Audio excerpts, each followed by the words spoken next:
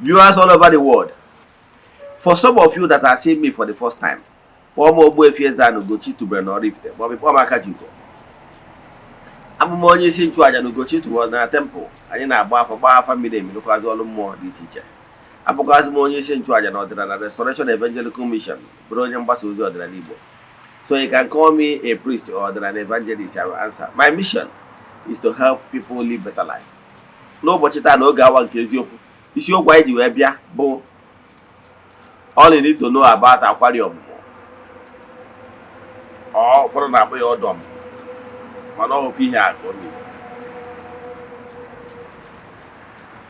Mana akwụkwọ dị mkpa ị kwesịrị ịma bụ echefuna na anyị nọ na month of July. Our group ritual for the month has started. Echefukwana na anyị malitere ịchụ aja anyị dị n'igwe ihe karịgoro 3 years now. We have massive testimonies, believe in me. But as you all know, we don't share testimonies on social media or even in Eziokwu TV. Maka na ọ dịrọ necessary. Mana I can tell you na Chukwu na-emere onwe ya aha. Aja na-achụ n'igwe nke dị ya. Gịnị ka m na-ekwu maka ya? Ọ bụrụ na ị chọrọ isonye na aja a na-achụ n'igwe, ihe ị ga-eme ewu ịchaatị m na WhatsApp, forward ya token donation to the account number, forward ya 3 prayer requests anyị ga-edebe n'ọta na-achụ aja na-aga ọfọ na-ekwubi okwu n'isi ike ya na ọnwa agwụ. Isi ụtụtụ a ejegori m na temple chụọ aja gaa ọfọ kwubi okwu n'isi ndị niile sonyela ya all over the world. The friends of the temple, the children of the temple, members of Ordinary Restoration Evangelical Mission, and the consecrated group. Anyị ga-emegide ike ya na ọnwa agwụ the last day of the month. Anyị ga-enye na mmiri nye chụọ aja. Because the temple chụọ aja to entities of powers. Ka aka ogiri n'isi mmadụ dum. Kekwazie ndị amoosu n'isi mmadụ dum. So ọ bụrụ na ị dị interested isonye na ya, ihe ị ga-eme ewe chat ya na WhatsApp. Agwa ngị other details we need for you in order to book you. WhatsApp number ị ga-eji nweta mbụ 08057837672 maọbụ 08138243871. Ị na-anya na screen gị ga-afụ nọmba mbụ. Now ka anyị gaba n'ihu. Gịnị ka anyị na-ekwu maka ya? Akwari-Omumu maọbụ Odo-Omumu. Ndị side be anyị na-akpọ ya Odo-Omumu. Mana ụfọdụ obodo na-akpọkwa nke ha Akwari-Omumu. Mana were ụdọ ma ya ewu na were ewu ma ya ụdọ means the same thing. Gịnị ka a na-eche ikwu maka ya? Odo-Omumu bụ the god of fertility. Ebe a dọrọ mmụọ na-afụ masalụ mmụba. Ịma na ana m akụwagoro m ụnụ maka ndị kpata esi adọ mmụọ maọbụ etu esi ehibe mmụọ maọbụ etu esi ehibe arụsị as case may be. Gwa ụnụ na ụmụ mmụọ ndị a na-akpọ bụ ndị njelu nke Chukwu nọ na spiritual realm, ndị na-agagharị na-eme mma. Mana n'Igbo spirituality anyị na-akpọtu ha kwarụ ha ọnọdụ, install them. Ịma ihe ga-ejikọta ya na-akọwa etu o ji abụ na mgbe anyị na-eje ụka ọbịa ndị ụka rum, ụkọchukwu na-ewere achịcha wee dọọ Jizọs ya na nkwenye ya, dọtuo Jizọs ya donye ya na oriri nsọ ndị sista mere na convent, debe ya na monsters, ma ọ na o debere na charis, ma ọ bụ na o debeziri na tabernacle ma ọ bụ na chapel. Ndị mmadụ eje na-evenerate ya maka na o kwenyere na site n'ike okwu ọnụ nke onye ụkọchukwu na ọkpọtugo onye bụ Jizọs ha obiri n'etiti ndị ya nke ọ dị. Mana before ha emebe nke a, Igbo spirituality ma bụ uri na-adọ mmụọ.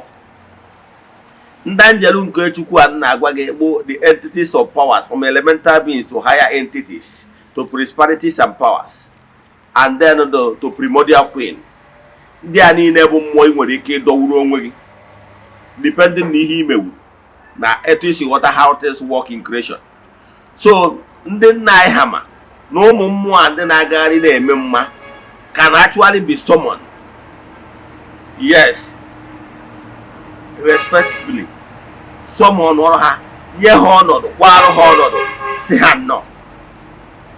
So Akwari spirit bụ ya bụ spirit ya nwa na-agagharị na-eme mma na-arụ ọrụ n'afa Chukwu nke pụrụ ime ihe niile, nke dị in charge of multiplication. Agwara m unu na-ekele ọrụ eke na etu a ndị ụka si kọwara na-enwere spiritualities and powers, na-enwere 9 choirs of angels, name them, the throne, the seraphim, the angels, archangels, and so on and so forth. Etu a ka Igbo spirituality bidoro na mgbe okike ụwa kwenyere. Na-enwere ndị aka, na-enwere ndị egede, na-enwere ndị gboo, na-enwere ndị adịka ntada, na-enwere ndị ichie, ndị na-eji ọrụ na-eji Igbo, na-enwere aja ala, na-enwere ndị mmiri, na-enwere ndị ikuku, na-enwere ndị mmiri. Ịghọtara ya? Ihe niile abụ carriers of powers. Mana ịma na mba na-asụ n'olu n'olu ma na-akwụ ụkwara ọ bụla ofu, ọkwa eziokwu.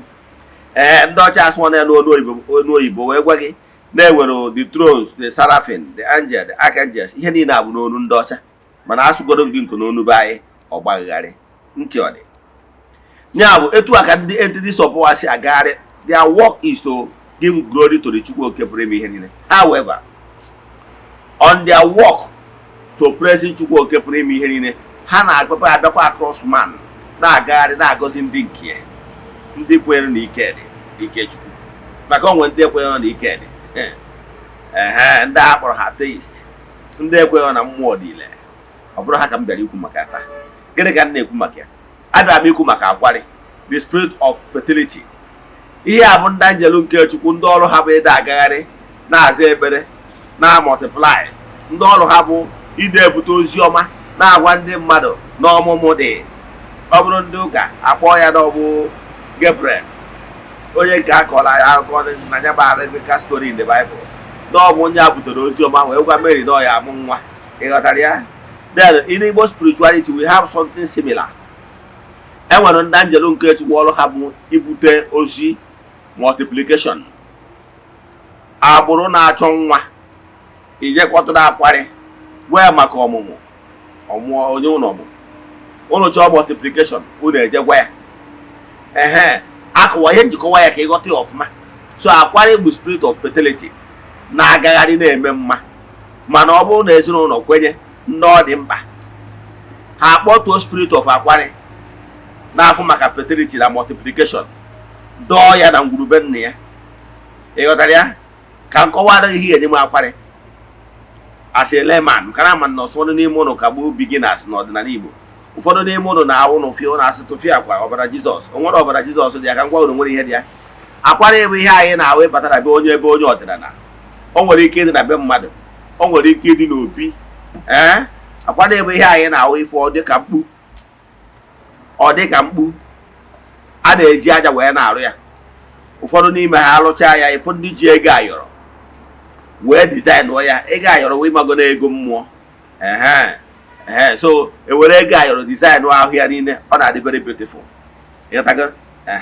Maka na Akwari na-alụ ọrụ as a feminine spirit.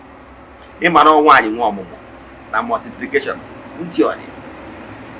Nwaanyị anaghị alụkwu ya. Ịma na agọzi n'ụwa uwe ego. Ụfọdụ ndị dibịa nwaanyị na-agụrụzi na ha na-eme nta na-eme imo. Nwaanyị adọkwa adọ Akwari. Akwari mmụọ nwaanyị, mana nwaanyị anaghị adọ ya. Ọtụtụ mmụọ nwaanyị anaghị adọ ya. Ana bụ nwaanyị, mana nwaanyị anaghị adọ ana. Akwari bụ nwaanyị anaghị adọ Akwari. Then ka ego agwụ, nwaanyị anaghịkwa adọ agwụ ntị ọ dị, and so on and so forth. Ọ bụrụ ka anyị maka ebe taa. Mana ihe nna-achịkwa na spirit of Akwari a na-adọ ya adọ. Maka ndị na-agba abata ebe ọnwụ na-adọrọ afọ ihe ọdịnala si na-egbuo ha na enyi na ha. O nwere ihe dị ka ihe enyi dị a. Ihe eji adọ Akwari maka ndị ma anyị ya bụ ihe na-adịgasị ka nna agba gị ihe ndị a. O nwere ihe ọbụla gbaragharị na-adị na Akwari. Ịghọtara ya? Ihe ma agụsịrị ụfọdụ ihe major items eji adọ Akwari. Yes. Abịa na ịdọ Akwari, oge ọgba ọcha na-adị ya, nnekwu ọcha na-adị ya, nzu na-adị ya, edo na-adị ya, ọkụ na-adị ya, ego ayọrọ na-adị ya, mkpụrụ iyi na-adị ya, ụmụ kirikiri ihe gasị ma akara aka, ụmụ kirikiri ihe gasị na-adịsị n'ime ma ya kpọwadịghị taa maka na ịrọ dibịa na ihe ndị ọzọ si eji adọ Akwari. O nwere ihe ọbụla dị fetish ya, maka ụmụ ndị eriri eri na ahụ ịfụghara ebe a dọrọ Akwari. Ọ bụrụ na agwọ ha ụfọdụ n'ime ụlọ iwe n'ebe e nyiri mmadụ. Onye ọbụla na-alụ ọrụ ọdịnala sịrị gị na-eji mmadụ adọ mmụọ bụ ekperima. Nweta onye dị etu ya jee nga ọmụkwuru. Anyị nwa na-Akwari ya agwa gị na enwere ihe ọbụla ị megidere n'Igbo spirituality, sacrifice ya mmadụ ebe anwa, ị kwesịrị ka ị kpụọ alụ ihe eje nga. So nwere mmụọ ọbụla na-ana mmadụ. Ihe a na-achọ ịgwago na ụfọdụ ndị mmadụ nwere myopic thinking na-anọkọta ọ dị ha ka ụfọdụ ndị niile na-afụ na-eje eche ajacha onye ha na-egbu ha che out of their own ignorance na-eti mmadụ wee lụọla sịkwa ihe mmụọ ji alụ ọlụ because of the purity of the heart and the holiness of onye na-arụ ya. Ọ bụrụ na ya kpọrọ gị okuku na iwe mistik na-akpọrọ gị dịka nnukwu onye nchụaja, ihe idiri iji wee dọ mmụọ so n'ike okwu ọnụ ịkpọ mmụọ ya bịa nọrọ n'ebe a gị na-enwe ọgbụgba ndụ ọnọrọ ka Abraham na Baịbụl maka ndị ya sị ole nke ọ dị na akwụkwọ nsọ dọgasịrị mmụọ ma mgbe o were Ark of Covenant o nwere mmadụ dị ya. Ihe dị na ya would obey the rules and the laws of the forces of nature na-aga gị. Ha agwa gị ihe ị ga-eweta na ihe ị ga-eweta mee ya mmụọ kpọtuo mmụọ anọrọ nchi ọ dị. Gịnị ka m na-ekwu maka ya? Akwari-Omumu, the goddess of fertility, ọlụ ya bụ multiplication dịka nsikwu. And gị nwa bụ onye eriri eri na-eji akpọta ofu ofeke ọbịa na be nna gị na-efekasị nnu na-efekasị mmiri na-asị na ya na-emebi ihe ebube famili ji dị ebube. Malụ na o nwere ihe kpatara ndị nna nna gị ha ji wee dọọ akwari na ngwurube nna gị. O nwere ike ọ bụrụ na famili na-afa ndị a difficult multiplication, famili na-afa ndị a difficult inwe ọmụmụ, amụta nwaanyị, ịmụta nwa abụrụ bịa kpụrụ m. Ọ na-enye nsogbu n'ezinụlọ afụ na ọmụmụ adụrọ maka na ọ na-agba atanicha egwu n'ọfịa ọmụmụ oke. Ọ bịa dịzie etu anwa ha jezie juba ese gịnị butere ya e wee gwa ha ihe merienu. Enwere ike ọ bụrụ na o nwere ka ha si wee mebie ma ọ bụ mejọ the goddess of fertility. E wee sị ha na ha ga-ejesi ka ha jee dọọ akwari nye akwari altar na be ha ka ọmụmụ wee chighata. Ọmụmụ a na-ekwu okwu ya multiplication. Ọmụmụ abụrụ sọ ọmụmụ a na-adụ abụrụ sọ ọmụmụ nwa. Ị ghọtara ya? A na-adụ ọmụmụ ihe ọbụla multiplication na-esi ihe niile. So ebe ọbụla a dọrọ akwari mmadụ na-enwere reason ndị nna ha ji wee dọọ akwari maọbụ ọdọm. O nwere ike ọ bụrụ na anya bụ agha ezinụlọ na-enwe nsogbu ihe gbasara multiplication. O nwere ike ịbụ ihe dị gbasara ọmụmụ, o nwere ihe gbasara akụ na ụba ego then wee dọọ akwari. So before gị gbawa onye eriri eri eje kpọta ofu ofeke ka ọ bịa bebie akwari dịbe nna gị. Ma lụkwa na o nwere ihe na-eme na ngwurube nna gị na ya foundation ndị gboo ji wee hibie as a penesia iji wee kwụ ụgwọ wee settle that problem once and for all. So gị nwa onye mbụ onye eriri eri na-achọ ka ije mebie ya, i nwekwara solution ka ọ gị mebichazie ya, ị na-akụ anya gbaghafu nke oke amara n'ala. Gịnị ka m na-ekwu? Maka na agwabugo gị gee anwakwa na anwa jee mebie ọta maka na ọta ọbụla ehibere nwere inspiration that ndị ichie that nna nna gị ha ji wee dọọ ya. Enwere mkpanite. So mmanya egbugido na gị je kwatuo enyi ọta ọbụla dịbe nna gị. So ọ bụrụ na ngwurube nna gị so na ngwuru ebe mebiri akwari maọbụ na opi unu na-emebiri akwari were na ọsọ were ije jee restore akwari ka ndụ wee fọrọ ụnụ ka ọ ga-abụ ụnụ na-agba mbọ ụnụ a na-multiply ka ụnụ gara ịda alụ ka elefant ma na-eri ka ọkụkọ. Gịnị ka m na-ekwu maka ya? Akwari-Omumu abụrụkwa ihe ọjọọ. Akwari-Omumu ka ọ na-abụ mgbe gburugburu mgbe ezi dị n'ụkwụ ụkwa, mgbe ụmụazị na-eji alụlọ mmụọ, mgbe anwa a na-eke nwaanyị di na-aga ọfọ na ọ ga-eje mmụọ ọmụmụ baa ụba, mmụọ n'afọ abụ na afọ, mmụọ na nkwọ abụ na nkwọ, mmụọ na-eke abụ na abụ na-eke, mmụọ n'ori abụ n'ori. Emechaa amụta ndị nwa diara. Ụbọchị ndị Ngozi ka na ụmụ ya na-abịazi na ngwurube nna ya ebe o si wee dị ije dị na ngwurube nna ya ebe esi mụta ya. A na-akpọ ya alụlọ mmụọ. Mgbe anwa o nwere ndị ọ ga-esi wee bịa. Onye nọ n'obi dịka the priest of the house ga-akpọ ụmụnne ya nọdebe ya. A na-esi na nne ya o ji wee bịa kuru nri wee jee n'ihu akwadịsị ya na Ngozi ka na ụmụ ya abịa ewee kpere ha ekpere. So Akwari-Omumu bụ ihe dị very important. Ọ bụrụkwa na family ọbụla n'idiri akwari. Enwere family enwero need much for akwari maka na ha enwero problem with ọmụmụ. Ị ghọtara ya? Ha enwero problem with ọmụmụ. Yes, ụdị family dị etu a enwekwa problem with multiplication. Mana ana m achọ ịgwa onye akpata na ọ bụrụ ezinụlọ niile nwere, ọ bụrụ obi niile nwere ya. ndị ọbụla na-enwe nke dị ha mkpa. So ihe dị mkpa bụ kedu nke ahụ edebere na be nna gị, emebikwana ya. Ọ bụrụ na ị laikiri ya ma ọ bụ na-eriri gị eri, mee is right, si ụzọ ọzọ. Mana imegide ha na mebie ya bụ ọlta, ụmụ mmụọ hibere ya bụ ọlta emebie gị. Ọ inwe ike nọkọta efe ụfọdụ ndị na-ayị ala ma ụfọdụ ndị eriri eri ya na-emekasị, ịmara nọ maka ọlta o ji kwada wee kwada ya.